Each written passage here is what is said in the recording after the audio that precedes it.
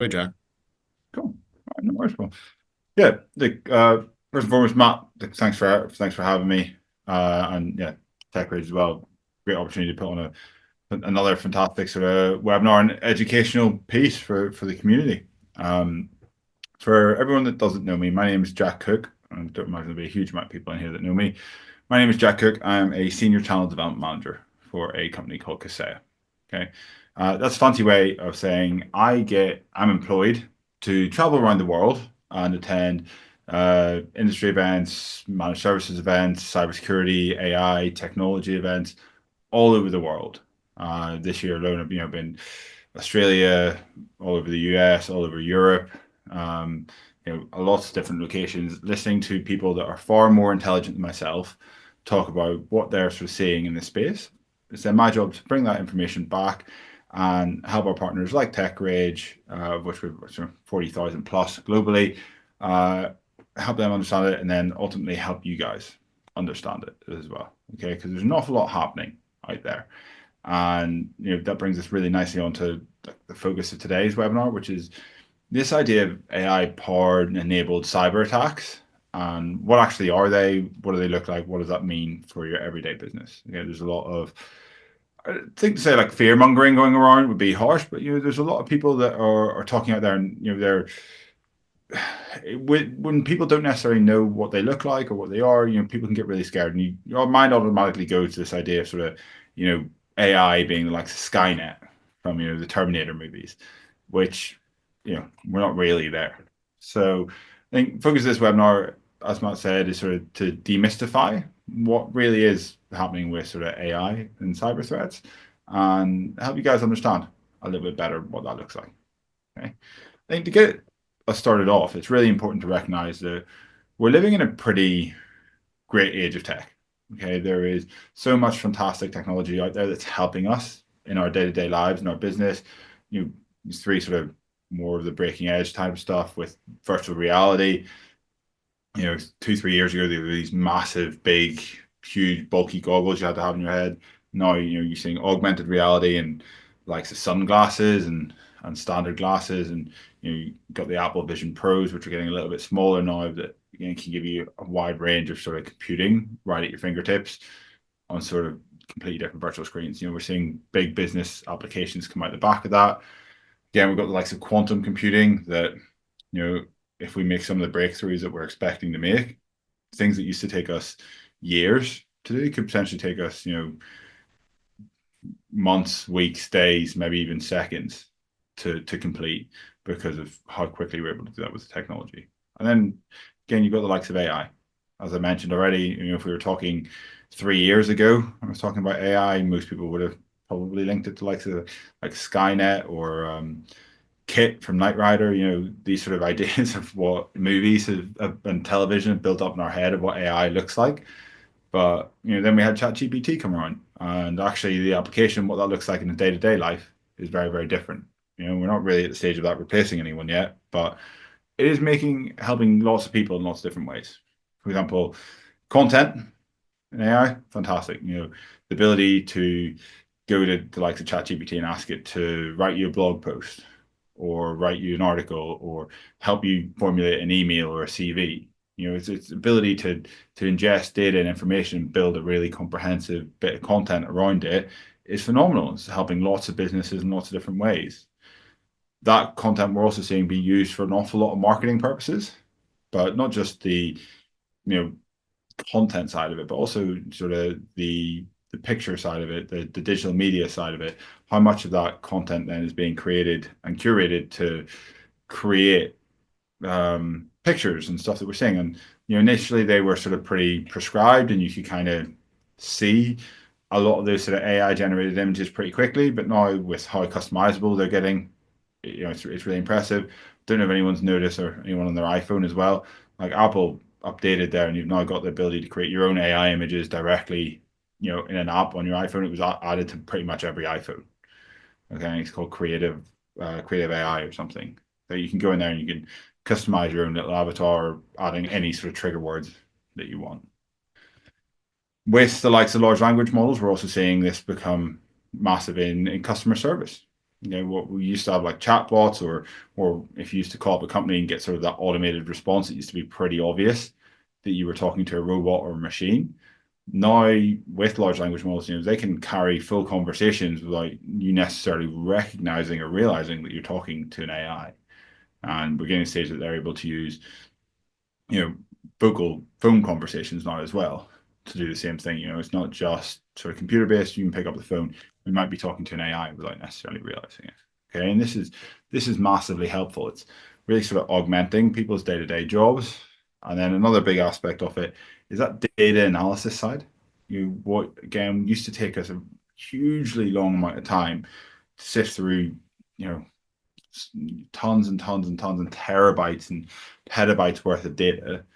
AI can now do for us at a much faster rate. For an organization like Kaseya that I come from, that's usually important. Okay, we mentioned we work with like 40,000 plus businesses like TechRage globally and millions of businesses like yourselves.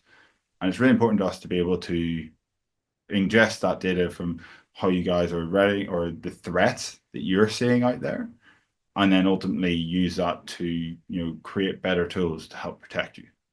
Okay? These are the fact that AI can help us do that is massively helpful. So we're seeing all these different positive uses for AI in our life. But the one thing that we've always got to bear in mind is that anything that can be used for good can also potentially be used, against us. Take one of those previous examples, or something that I guess overlays all those sort of previous examples, this idea of AI creating content. We're now seeing more and more potentially purposefully misleading content appear online that can, might have taken someone before hours to put together. They can ask an AI to generate it for them in seconds, and then flood the internet with these, misleading or inaccurate articles that can then cause an awful lot of confusion and disruption. Okay? But we're also seeing, that is a fairly malicious act with AI, but we're also seeing like much more severe intent within sort of cybersecurity. Okay. And it does work both ways. Cyber AI can be used for cybersecurity in a lot of different ways by, increasing our monitoring capacity. If you think about antivirus for a second or your AV, AVs generally work like bouncers on the door of a bar. Okay, they are looking for known threats or what they think might be dubious or people that they shouldn't let into the bar. That's kind of how AV works. Okay, it's looking for stuff that's bad for your computer, your network, your system that it shouldn't let in. All right. If you were able to supercharge that bouncer at the bar, by putting an AI into his brain or giving your AV an AI, then all of a sudden that person that rocks up with a fake ID, that everything looks legit, the picture looks legit, but actually, there's just one tiny minuscule detail that doesn't quite match up. All of a sudden, it's much quicker and easier for them to spot that and prevent that sort of threat from entering the bar. Same with your business. AV is able to do the same thing, or there's AI powered AVs or advanced security AVs. We're able to do some of the same stuff by leveraging AI. But so are the cyber criminals. Okay, they're getting smarter, and we'll come on to it in a minute. They're changing their use of AI within their cyber threats. And we can sort of see that even with this sort of advanced AI security that we're leveraging, we're actually seeing the number of cyber attacks continue to rise. And 2025 has been sort of one of the big standout years for a massive jump in cyber attacks so far.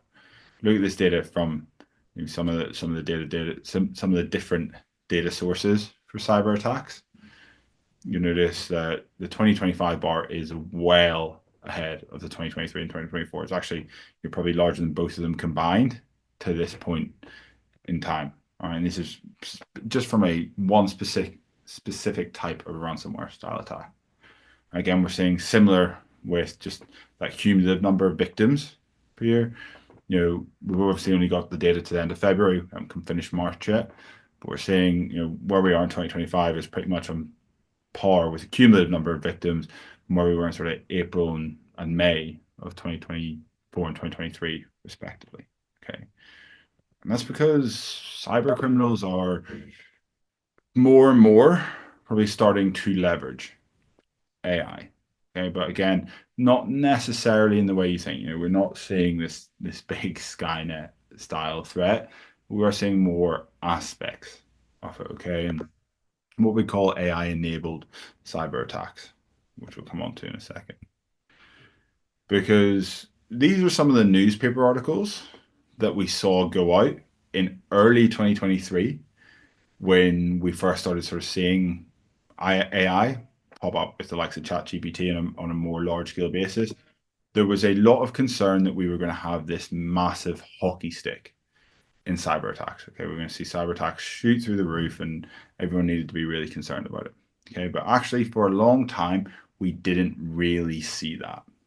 Okay, and the newspaper articles that are coming out and right up to the end of sort of 2024, we're still saying a lot of the same stuff, but we weren't really seeing the actual impact. And I was fortunate enough last year to sit in a panel with a professor of cybersecurity from quite a prestigious university in the UK. And we had quite a lengthy debate about why this might be.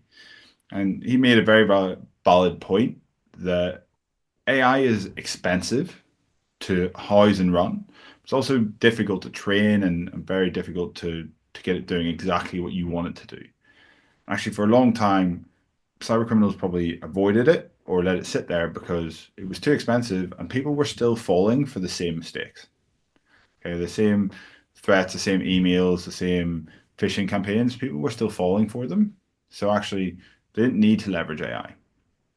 But now we're starting to see cyber criminals leverage AI in very similar ways to the way we might be, which is that not necessarily replacing it and not, completely creating AI cyber attacks, but augmenting some of the cyber attacks or the threats that they were already running.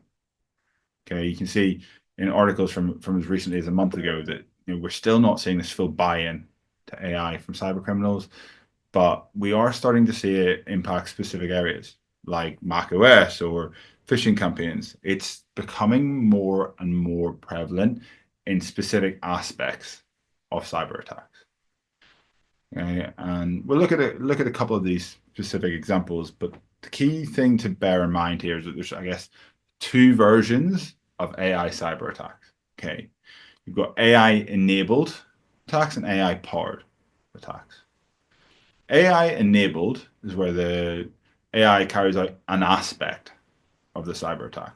Okay, as you saw on that last slide, might be something like creating more believable phishing emails, or helping with Mac OS. When we first saw the likes of ChatGPT come out, for example, you're able to go to it and ask it to list all known vulnerabilities in banking software and then write a code to exploit those vulnerabilities in banking software, which it did. Okay, it's now got a lot of protections and controls in place to stop it from doing that. But if you still sort of reverse engineer your questions, you can get it to create some stuff for you. Same way you can still sort of put in a malicious code.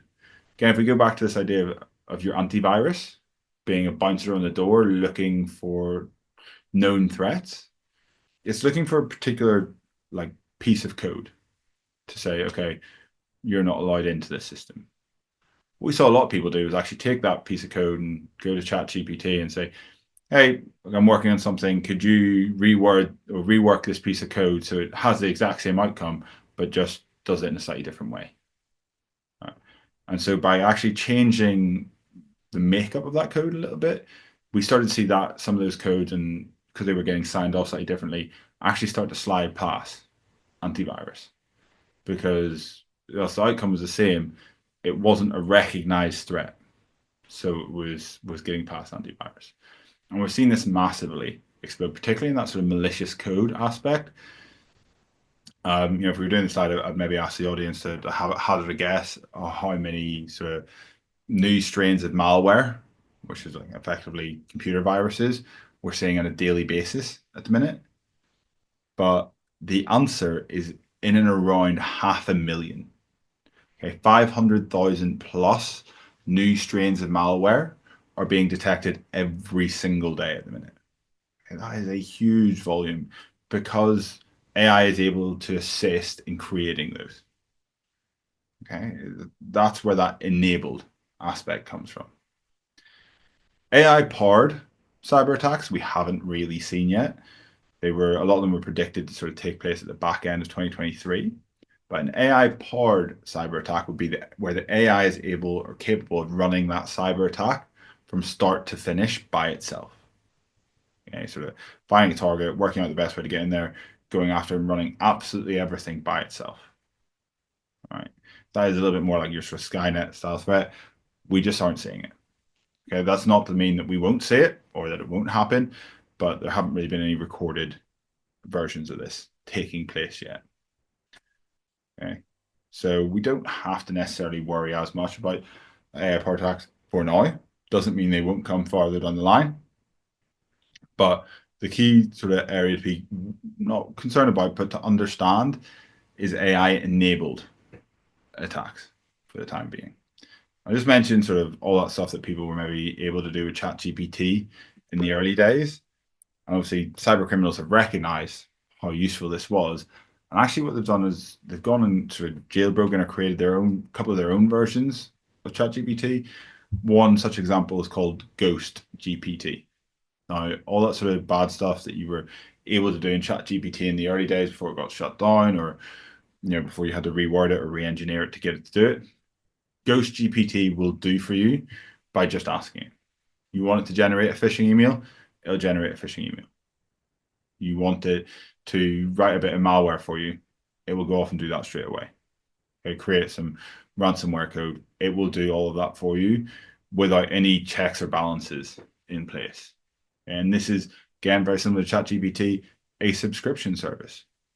I think the pricing starts from little as about $50 a month. You can use it for all the malicious activity that you want. We see that on a range of different ways. All right, as I mentioned, being used to sort of rewrite malware code or create malware code quite a lot. We're seeing being used quite a lot in business email compromise as well. So for anyone who isn't familiar with business email compromise, this is where someone may get access to your email or your system, sit there for a long time, ingest your routines, and then look for a way to exploit them. That's how it used to be done. Now all people are doing is they're getting into your email and just setting up something like Ghost GPT to sit there, watch all your emails, go back in and out and forth, and understand, okay, well, maybe on the second or third day of every month, you reach out to someone to ask them to make a payment. And all this is going to do is automatically then catch that email that you send, replace it, write an email that looks exactly like it's come from you, and swap out the banking details. Okay. Seeing that quite a lot now, which is quite concerning. Exploit development, so someone finds a flaw or vulnerability in a bit of software, just going straight to GoCPT and asking it to write some code to work out how to exploit that. That really doubles up with sort of the malicious code development that we see. And then, as we've already mentioned, phishing emails, which I think is one that we want to touch on in a little bit more depth. Okay, because phishing emails are, and have been for a very long time one of the sort of serious ways in which bad actors gain access to networks. Okay, and we look at some of the statistics. I'm not a big one for that, but you can get a phishing kit online for as little as $20 on the dark web, and you can get a spear phishing campaign, which is a campaign specifically designed to target an individual. So it's going to look at, one for me, will look at me personally, the systems I interact with, the company I work for, the companies I interact with, and try and create a phishing campaign or a phishing email to purely target me. And we're seeing these for as little as $80 online on basically a no-win, no-fee type basis. If they don't get me to click on a phishing email, you don't have to pay them. And we're seeing these continue to rise pretty consistently from early 2023, and they're not really showing any signs of stopping. Right. There's different statistics out there from sort of FBI, data houses, stuff like that. Google are sort of suggesting that nearly 2/3 of all successful cyber attacks have an aspect of phishing in there at some stage in that attack. Okay, whether that be the initial aspect to gain access to the network or something that comes out the back of it. Okay. And in 2024, if we were to cumulate sort of all the cyber attacks and what they look like in terms of damages for businesses, the total is 9.5 trillion which would be equal to the world's third largest economy. Okay, that is the scale at which cyber attacks are now happening. With phishing being such a high percentage of the way people are getting in, it's really important to have a quick understanding of that, particularly with the likes of AI now being able to generate very, very convincing phishing emails very quickly. And all these emails that we're about to look at here have all been AI generated. Okay, so here you've got one from LinkedIn. Again, so fairly quickly, looks like the LinkedIn branding. The only thing that you might notice on this is slightly different is obviously the email address that it comes from. We'll come to that in a second. But the email address, the specific email address that it comes from, although they can potentially change that bit that comes in bold, very rarely change what the actual address is. One of the key ways to determine if something is a phishing email or malicious. All right, you've got this one from Netflix, which I love. Obviously, you would generally have your name in there rather than just name in brackets. But I love this one because it gives you two outs. It says, hey, let's reset your password. You might have triggered a password reset. But it gives you that bottom link at the bottom, which says, actually, if you haven't asked to reset your password, click here because we need to take access on your account immediately. Okay, someone's saying, hey, if you're silly enough to fall for the password reset, great. But if you think you're too smart to fall for the password reset, maybe you'll fall for the second button, which is going to be the exact same details they're going to collect from you. DocuSign, seeing more and more, obviously becoming very prominent in most people's business life. And it may not just be DocuSign, there's other sort of virtual contract signature platforms out there. But we're seeing a lot of these because they're becoming so prevalent, because that's not just in our business life, but also in our personal lives. Whether you're potentially signing for a new house or a mortgage or something like that, we're seeing a lot of this stuff go across via DocuSign now. So it's a great opportunity for these cyber criminals to come after you. And then something that's a part of pretty much everyone's day-to-day life, Microsoft 365 or G Suite, we're seeing a huge percentage of emails triggered around that. And then at specific times of years, they get very smart about going after specific types of phishing emails. Okay, when we look at sort of Cyber Monday or Black Friday, coming into Christmas time, Valentine's Day, it's Mother's Day in the UK where I'm based this Sunday, we tend to see a spike in phishing emails from delivery services like the UPS, FedEx, Hermes, things like that, because that's the time of year when people are most likely to send stuff. Okay, and actually, Cyber Monday or Black Friday, you might have bought a lot of stuff online. You might not always be super aware of everything you've bought. So it can be a great time to potentially jump on and, take advantage of someone. And as you can see in this example here, some really clear indicators of where this is a phishing email. It's not coming from an official UPS email address. Any sort of phishing email will always have a link. Okay, so it will always have a link because it needs you to take you somewhere else to be able to capture the data you enter when you're entering your passwords, usernames, things like that, or get you to run something that's going to give them access to your system. All right, a lot of the time, they're also going to have, unless it's a specific sort of spear phishing campaign, you might see a very sort of standard address to dear sir, madam, dear sir, something along those lines that it's not specific necessary to you, because a lot of these are being sent out on bulk. As I mentioned, a lot of them have links. Again, we're seeing AI being able to generate these links and these landing pages at a much higher rate now, a much more successful rate, because sometimes people say and think, oh, that looks a little bit suspicious, but there's a link here, maybe I'll click on the link and see where it takes me. It's taking you to landing pages that look exactly like the landing page should do. Okay, it's not just the email, but they're building everything into the back end of it. And again, with AI, they can do this massively quickly, because they can just feed in an image of what the Microsoft page looks like and ask the AI to generate an image that looks exactly like that, but allows them to capture the data you enter instead of that data going direct to Microsoft. And with tax season and things like that being around the corner, we tend to see an increase again in emails that look like they come from the IRS. Okay, whether it's claiming a tax refund, telling you that your tax overdue, telling you that you need to fill in documents and DocuSign. There's so many different ways that they might come at you for that sort of information. All right, so something to be super vigilant off because these are getting more and more efficient. They're looking more and more convincing, and it's taking less and less effort from the bad actors to do so. That's why we're seeing such a spike in this stuff. Again, we see similar things here in the UK. Here's one from our equivalent of the IRS, HM Revenue and Customs, that we're seeing exactly the same sort of thing. And again, even that secondary landing page built out to try and trick you if you do happen to click on it and then go, okay, well, this looks legit. Right. We're seeing this in all sorts of different scales. Okay. And the big thing to bear in mind is when we look at these cyber criminal organizations that are carrying it out, 80% of their workforce or their attack force is targeting SMBs, SMEs, small, medium businesses and enterprises. Okay. They are looking for your average Joe to fill in this stuff. Right? Because the huge multinational enterprise organizations generally have huge budgets to defend against this stuff. Okay, it's super difficult to get into those. But your everyday company, on the corner, around the block, working on a high street, those guys are much more likely to fall for this because they also might not have the training or awareness that those large organizations have.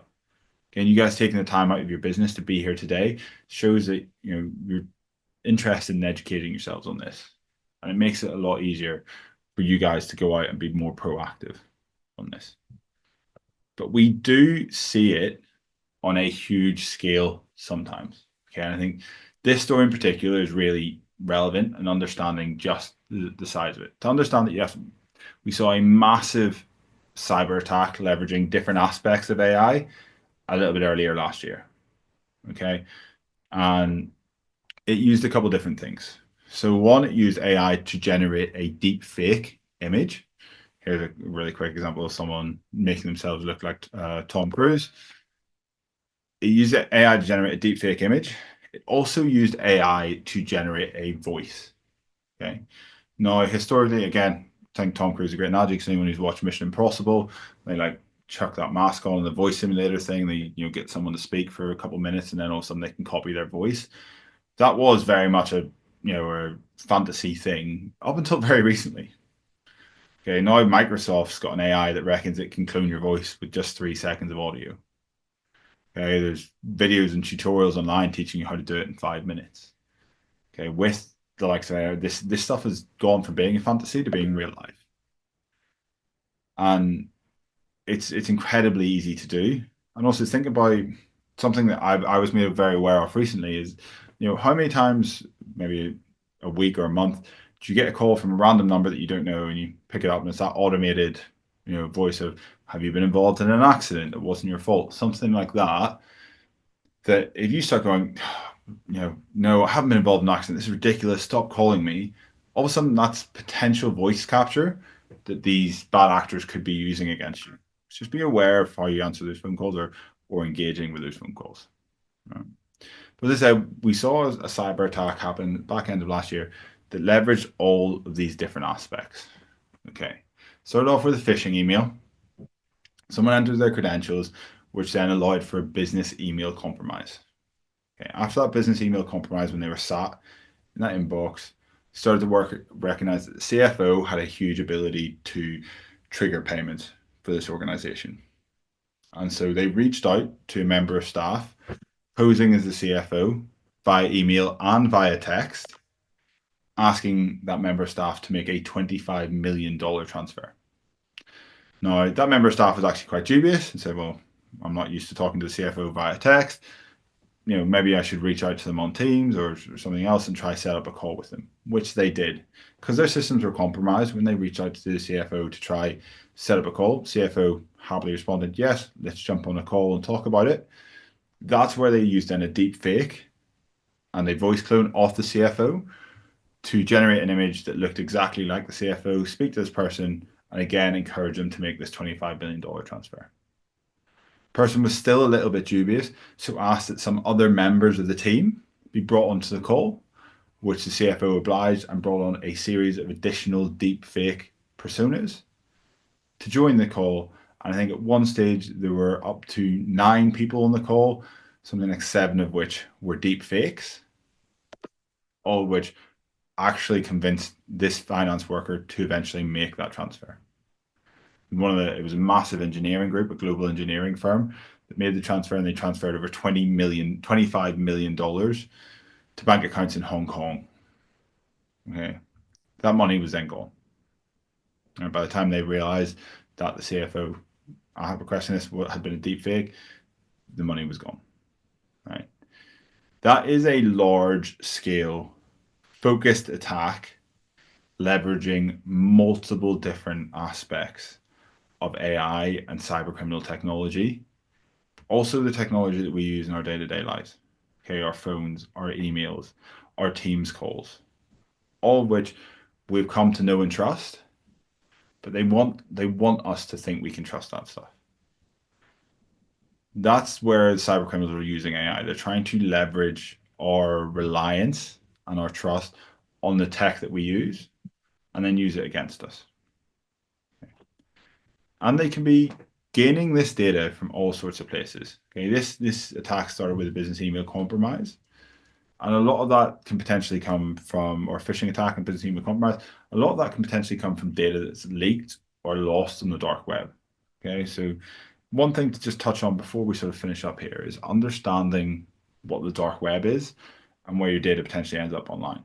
Okay, dark web is a tiny percentage. Okay, you Google the dark web, you'll get 50 different analogies with this iceberg, some scale different sizes, but a lot of people say, oh, it's everything below the water. It's really not. The dark web is that deepest, darkest part of the iceberg. It's the bottom 5% of the internet. 95% of the internet is not the dark web. Okay, about 90% of the internet or 80% is actually just databases, things that we have no access to. And you've only got about that additional 10%, which is the surface web that we do have access to, and then 5% is that dark web, where things like credentials that have been leaked by phishing emails or by large scale breaches can be sold in massive bundles online. And if you're reusing the same password for a personal account as well as a business account, things like that, you run huge risks of putting yourself and your business in an awful lot of trouble.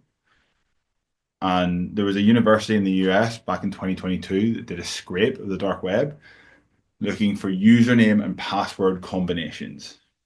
Okay, where there's a username with a password attached to it. It found 24.6 billion combos on the dark web. Okay, it's roughly 3 to 4 per living person on Earth. Right, that gives you an idea of the scale of this.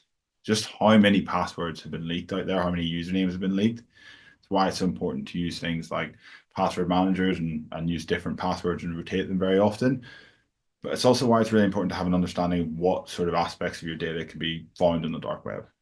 Sometimes, okay, again, things that like the likes of Tech Rage can help you with. Okay, there's so many different ways in which this stuff can be combated. Okay, security and awareness training to help you understand and your staff understand what phishing emails look like. All this stuff is very simple to implement, but can make massive differences in protecting your organization from the threats that are out there. Because once someone gets into your data and gets into your system, whether it be through credentials found in the dark web, a phishing email, business email compromise, an AI cyber attack, there's so many different things they can do. They can turn your own bits of software against you. Really easy example is backup software, specifically designed to copy data from point A to point B. We're seeing a lot of attacks just change that location from point B to point C. So backup's still copying data. All right, these old outdated backups, so they're still copying data, but because it's going to a different location, it's not firing off any alarms. Okay, because it's still doing its job.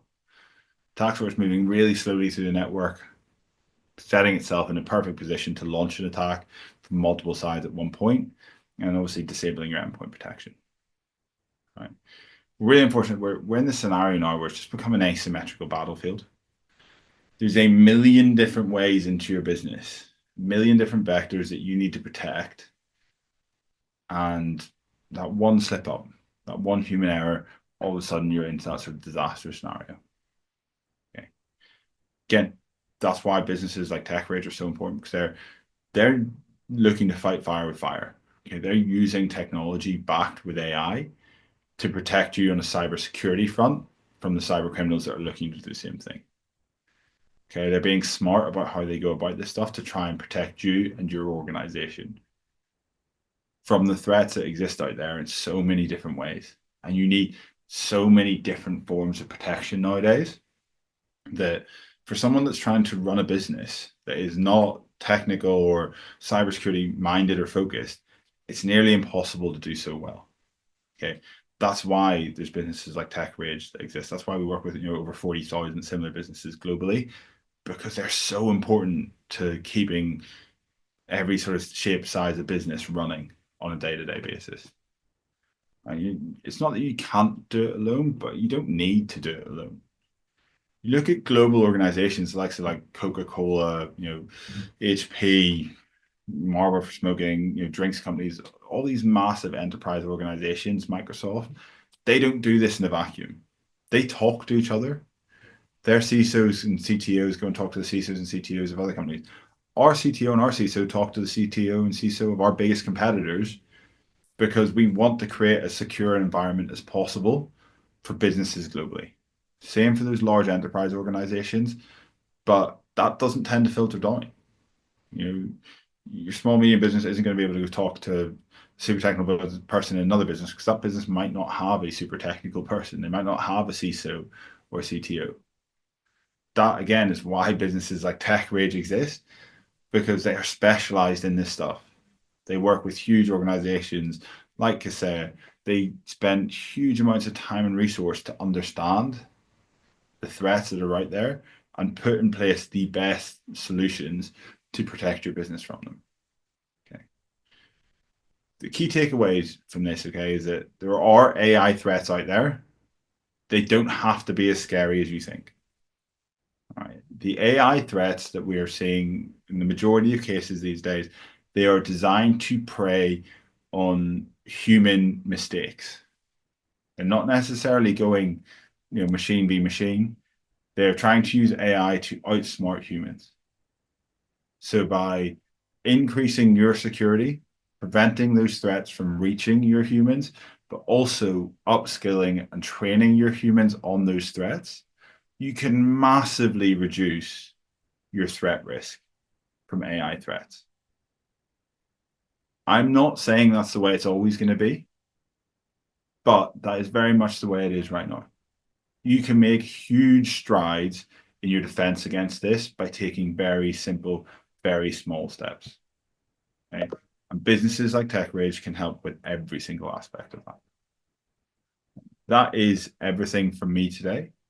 I really hope that's been useful and you've got some really good insight into what some of those AI threats look like, but also, how you can protect yourself and how you don't have to be, as potentially scared or petrified of some of these threats as people may have made out. If anyone wants to connect with me on LinkedIn, share a lot of information on this fairly regularly, but I sincerely hope that's been of use to you today. Matt, anything from yourself on that? Yeah, thanks, Jack. No, I mean, first off, all this is really valuable. We were fortunate enough a few weeks ago, Fox 35 in Orlando had us on to talk about the AI attacks. Specifically, you had actually shared that article about Mac OS, and that was one of the big things they had us on about because traditionally Macs were thought to be more secure. And it was really, they were just obscure. People didn't know how to hack them. So now that's increasing. Additionally, we did actually have a number of people, or funny enough, I just have to say this because I think it's kind of funny. We had a lot of people register for this, and I almost think AI is some part of that. So we'll see. We'll see. We actually got some good questions, whether whomever these people are. A few I think we already talked about was the immediate steps SMBs can take to understand and protect themselves from AI-driven cyber threats. I think that was one thing, Jack, you kind of finished up there with we as humans need to be more kind of knowledgeable. We have to training, cybersecurity training, and really just be on the lookout. So that I think is the biggest thing we can do there. And also kind of ties into another one. Someone actually said, how important is it for SMBs to partner with third-party experts to stay ahead? You touched on that a little bit, but I think that was the end of it there. Even if you're joining us from a fairly large company, you probably have a team of experts working for you, or they utilize a team. So I think you kind of have to in these days. Even as Jack's mentioned, we as TechRage we partner with companies like Kaseya and others to help us because we will never be able to do it or understand it fully ourselves. So I think you have to. I think if you're a small business, you can't expect you can do this on your own, unfortunately. Yeah, Yeah. I think it's wrong. Like as I said, like I'm paid to travel the world to try to stay on top of this stuff. Like that's effectively my job, and it's next to impossible for me to do that. And that is my Mhm. full-time job to try and stay on Yep. top of stuff and understand it. Okay, Yep. your average person who's not a specialist in this area, it's next to impossible. Mhm. Okay, that's why, as I've said a couple of times, businesses like TechRage exist because they're compiling this information from not just Kaseya but other vendors that they work with, lots of other different sources, to build really meaningful, impactful solutions to protect businesses. And I guess to that earlier question as well, as I mentioned, there is training your staff are really key steps to try and avoid these AI threats because a lot of them are looking to augment bits of tech to specifically target individuals, but also by protecting your network or adding sort of AI levels of security to your network. Um, whether that be there's software out there to use AI to scan phishing emails for anything that looks like a threat, okay, or anything that looks like a malicious link, and it will actually take that into a sandbox and click through links for you to work out are they real or are they malicious. There's tons of tech out there that can be used to protect against this. Okay, so I think it's that same way we're seeing the bad actors use it, that sort of augmentation of training your staff, but also utilizing the tech to protect against it. Okay, you don't necessarily have to use one or the other. I think a mixture of both is probably your best response. Yep. And I think that actually ties into another question we got was basically how can AI powered automation play in cybersecurity for SMBs? That I think that's one of the biggest things. We have tools that utilize doing what Jack just talked about. It'll try to read using AI those emails. It'll even look at functions of the backups and things like that to see if there may be some problems there. So I think just like you talked about earlier, there's the bad side of this. We're trying to use the good side, and I think we'll continue to do so. And I know we're getting close on time. I want to make sure we're running through this.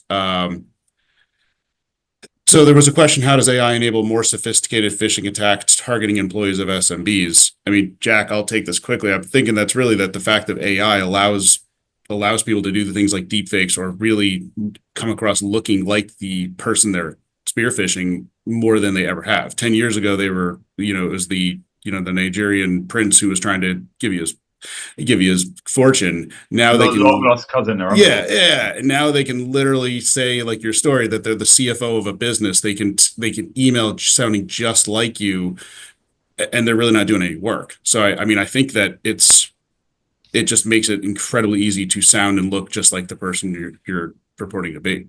They can also ingest so much more data from so many more data points. Like look at your business website, your LinkedIn, your personal feed, your Instagram, your Facebook. I mean, I'll share an example from my personal life. I unfortunately lost my mother, 2 years ago to cancer. A year to the day, nearly after my mother passed away, I received a phishing email that said like my mother had set aside a photo album that was to be released to me a year after her death. Okay, like that came through my work email. That would had obviously taken stuff that I posted maybe on my Facebook about her funeral and when she passed away, and combined all this information to try and create a targeted phishing attack for me. Now, luckily, as I said, look, I've been through training. I knew what to look for, and we have tools that were able to tell me that was a phishing attack. But that's just how smart and the level that some of these people are going to. That was a pretty personal malicious attack on me, but they could have gained access to some of the systems that I have access to if I had have fallen for that. So it's coming in through in so many different ways. Trying to look at some of these questions because we actually had quite a few. I'm trying to make sure the questions are tied in. There's one might be good to end on. Someone asked what the next step should be.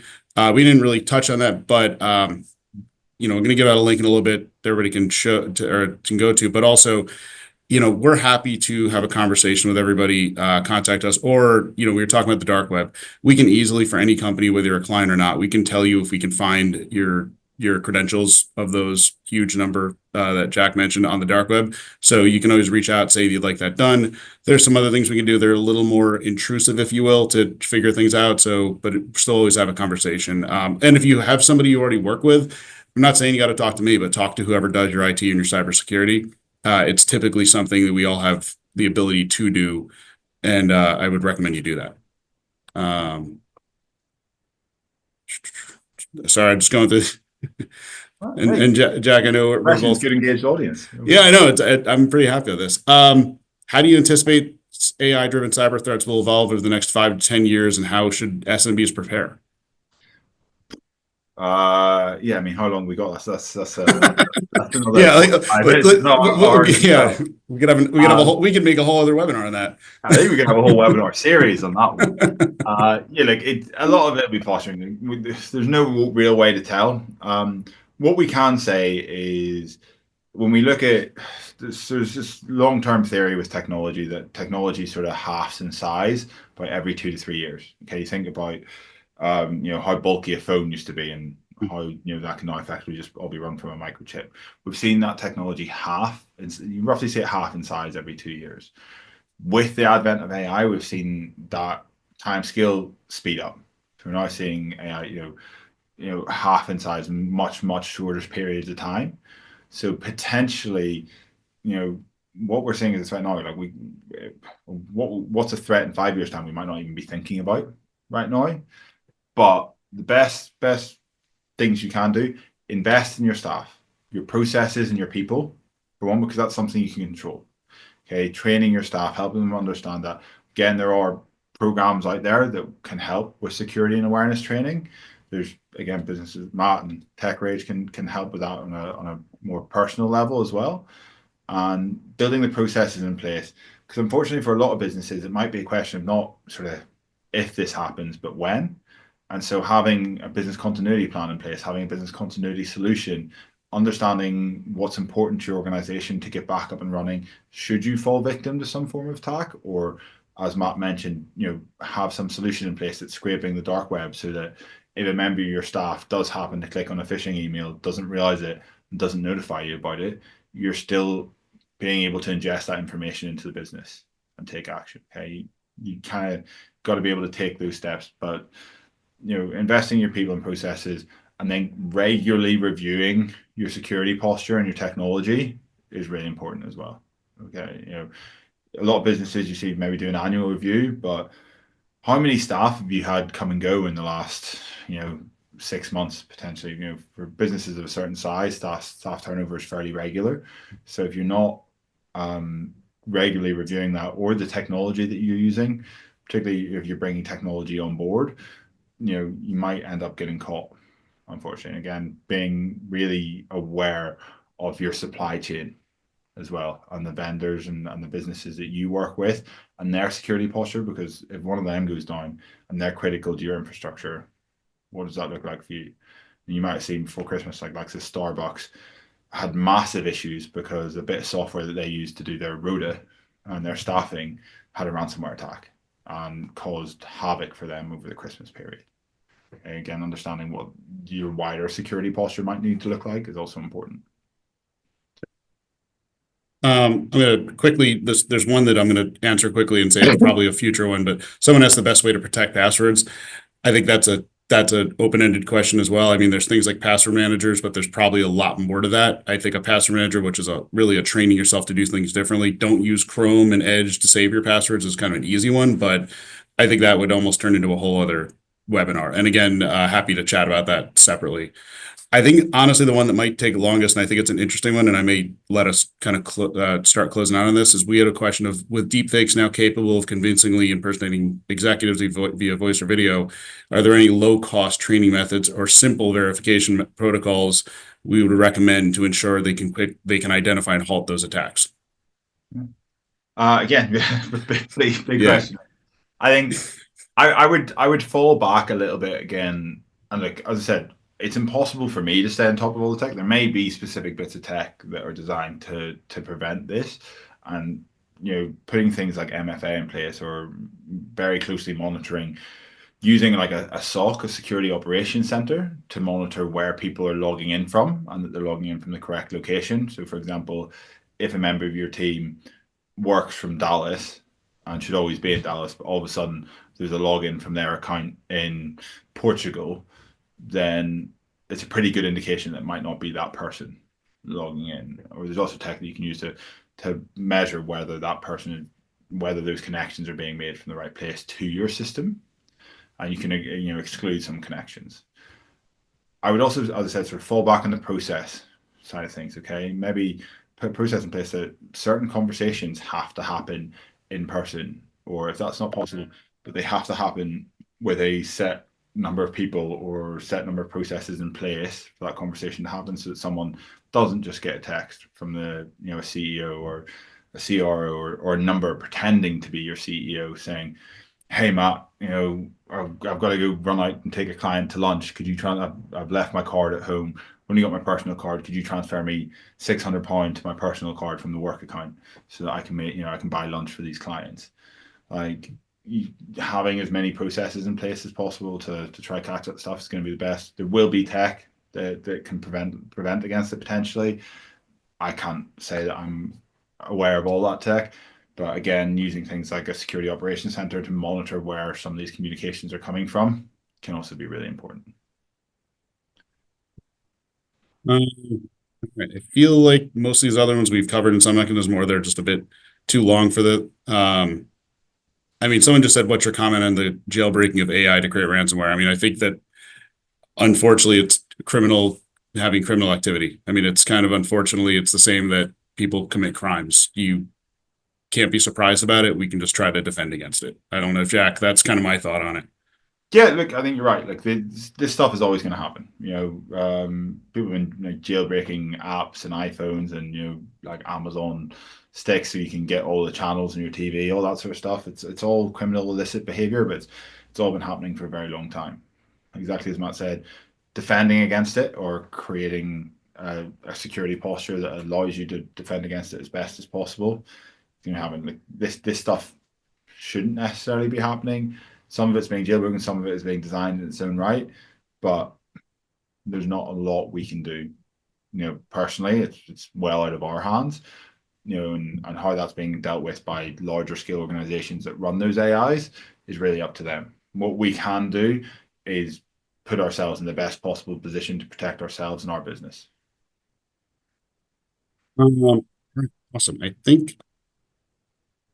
All right. So right now, what I'm going to do is if I'm going to put a link. What I need everybody to do is if if you want to reach out for anything else, or if you are looking. Actually, one quick question as I'm doing this: is Teams a better way to communicate internally than email? Uh, both can be compromised, but yeah. Yeah, and I would actually use an example. There's a very large security company, cybersecurity company out there in the space.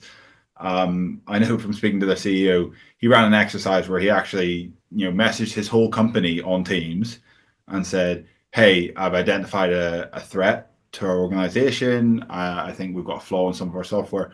I need you all to run this executable to protect against that flaw in your workstation."